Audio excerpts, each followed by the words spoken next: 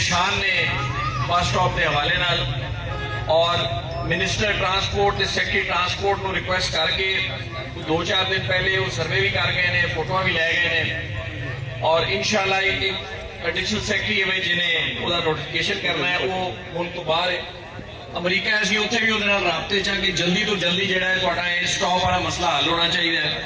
ये बड़ी वड्डी सहूलत मोहतरमा मरियम नवाज शरीफ साहिबा सानूं दे गए ने। अगे इत्थे कोई तसव्वुर नहीं सी इलैक्ट्रिक बस दे चलन दा जिहदे खवातीन भी मुफ्त सफर करन, साडे बुजुर्ग भी मुफ्त सफर करन, जिहड़े तलबा ने वो भी मुफ्त जान और बाकी आस्ते 20 रुपए किराया। मेरा ख्याल है 20 रुपए च कोई शै नहीं लगती अजकल।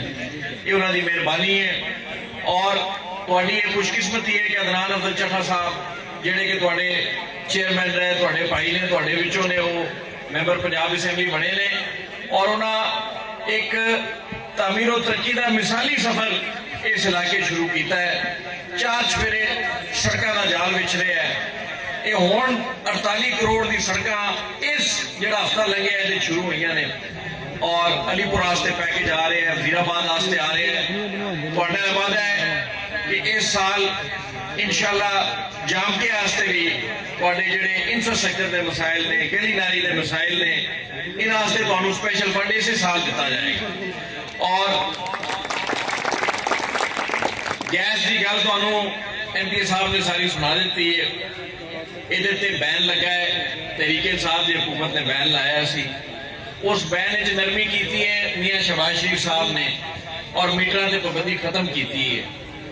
उम्मीद है कि अगे जाके पाइपलाइन से भी जिवें हालात बेहतर होंदे ने पाबंदी खत्म होएगी। जे पाबंदी खत्म हो गई ये कभी नहीं होएगा कि जामके च गैस ना लगे। जे गैस के मनसूबे शुरू हो गए तुहाडा साडा वादा है कि इत्थे जरूर, लेकिन गलत बयानी वाला वादा नहीं करना कि हर हाल ही लगेगी। ये तो एक दुनिया का निज़ाम है, पूरे पाकिस्तान में जिवें पाबंदी लगी है। अल्लाह करे हालात बेहतर होने, पाबंदी खत्म हो, इंशाल्लाह असीं तुहानूं ये सहूलत दे सकीए और इंशाल्लाह ताला तुसीं देखोगे आने वाले इलैक्शन तो पहले ये जिहड़ा हल्का तुहाडा जिहड़ा बहुत पसमानदा रह गया सी ये पंजाब के टॉप के बेहतरीन हल्के इहदा शुमार सानूं इधरा के इंशाल्लाह इहदा पैकेज जामके वास्ते भी इस साल असीं लैके आवांगे, मिल के लैके आवांगे अदनान साहब और मैं और इंशाल्लाह तुहाडी भरपूर खिदमत ताबेदारी और ये सियासत जिहड़ा है ये अवाम की नौकरी का ना है, ये अफसरी नहीं है, ये अवाम की नौकरी है और कोशिश करांगे तुहाडी बेहतरीन नौकरी कर सकीए। मैं अपनी गल नूं मुख्तसर करना, टाइम हुण जुम्मे दा भी हो गया है, जुम्मा भी असीं इकट्ठे पढ़ना है। तुहाडा सब दा बहुत बहुत शुक्रिया। पाकिस्तान